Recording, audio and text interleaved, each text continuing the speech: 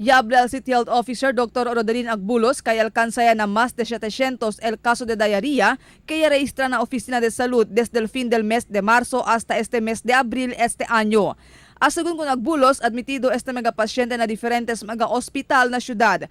Mayoría según del mga pasyente amo mga bata tiene edad de 5 anyo pa abajo. Por causa con este estadístico, podía según declarar diarrhea outbreak aquí na syudad.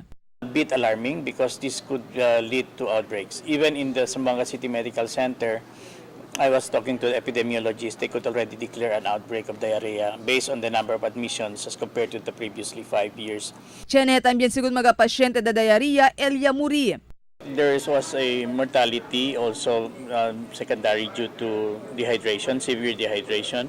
And I think there's also one in the city jail that expired because of diarrhea. And I think not only that, there were also some mortalities of the children admitted below 2 years old or below 5 years old.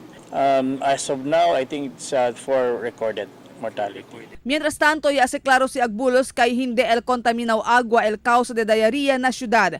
Un viral infection ng braw como norovirus según el causa con el mga caso de diarrhea. Un contagioso virus según este donde pronto lang puede mantapon el otro persona.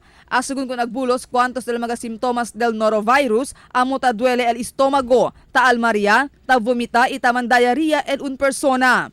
And the result revealed that there's the norovirus infection in the stool. And of course, it's again viral in nature. And this is actually a common diarrheal outbreak recorded in United States and even in the UK. And again, this is presented with severe form of diarrhea and with vomiting and stomach pain. So that is the triad symptom of a norovirus.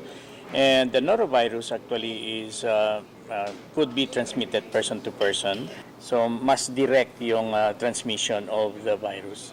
Según con Agbulos, importante que mantiene el limpieza na cuerpo y alrededor a ver para hindi pronto man kalayat el virus. Taman na también acorda si Agbulos na público para firme asegura que limpio el agua antes de tomar con este y limpio el comida antes de comer con este.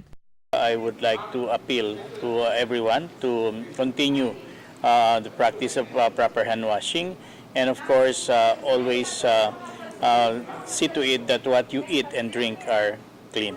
Marifita Mayo, Dateline Zamboanga.